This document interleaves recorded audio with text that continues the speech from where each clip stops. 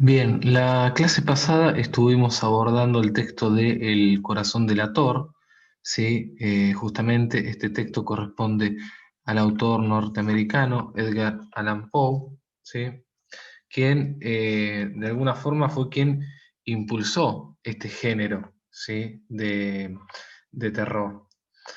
Perdón, de policial, ¿sí? Que a su vez se mezcla un poco en sus relatos con el suspenso, el terror, ¿sí? Clase pasada hicimos el cuestionario del corazón delator. Eran preguntas muy sencillas, ¿sí? Sobre básicamente el texto. Yo les envié un video y un PDF con el cuestionario y también les envié un audio, ¿sí? Donde les leía el cuento, ¿sí? El mismo que le mandé por PDF, que tan solo eran 4 páginas, ¿sí? Tengamos en cuenta que todos estos textos, ¿sí? Si bien son ficción, todos surgen también de una temática real, ¿sí?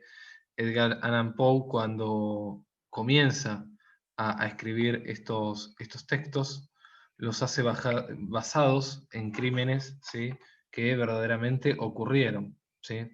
Así que muchas veces la realidad es que quien supera a la ficción, ¿sí?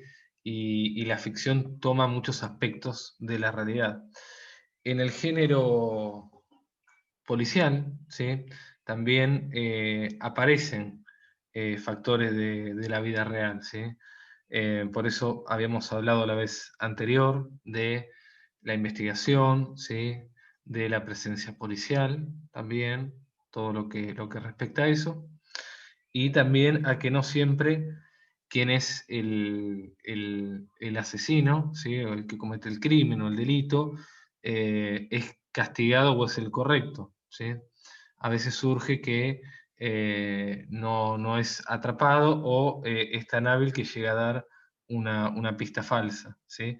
En El corazón del ator, ¿sí? Que fue el cuento anterior, estuvo muy, muy cerca, pero es el propio protagonista, por eso una de las preguntas era ver cuál era la hipótesis según ustedes, si el narrador estaba loco, ¿sí? Si realmente era creíble lo que contaba, pero es él mismo quien se delata, ¿sí? De alguna forma. Bien.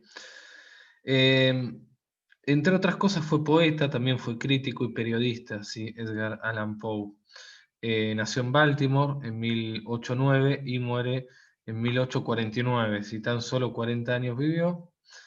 Y para destacar, ¿sí? Las obras El gato negro, Los crímenes de la calle Morgue, libro de cuentos, obviamente El corazón del ator, El relato Oval, La caída de la casa Usher, ¿sí? El cuervo también es un relato muy conocido.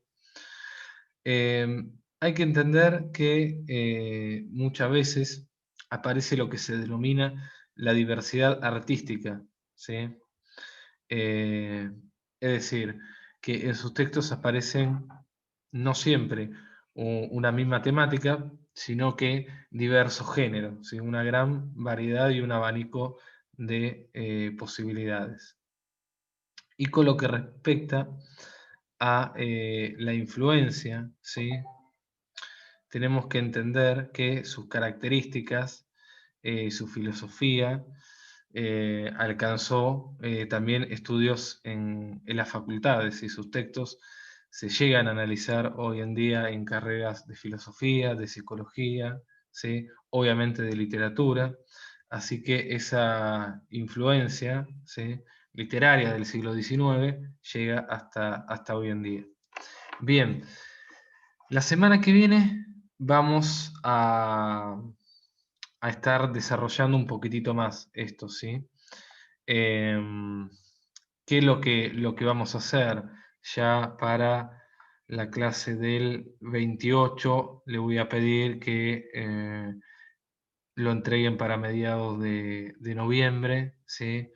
Y le voy a dar para elegir varios de los autores que escribieron policial para que ustedes hagan un cuadro comparativo, ¿sí? Con esta biografía de Edgar Allan Poe, ¿sí? En cuanto a cuántos textos publicó cada uno, la época de nacimiento, la época en la que fallecen, el año en que fallecen, ¿sí? La influencia, ¿sí? Que ustedes vayan averiguando de distintos autores que vamos a ir agregando la semana que viene, como Ray Bradbury, también Jorge Luis Borges, ¿sí?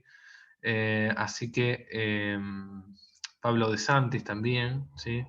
Otros que también innovaron en este género policial.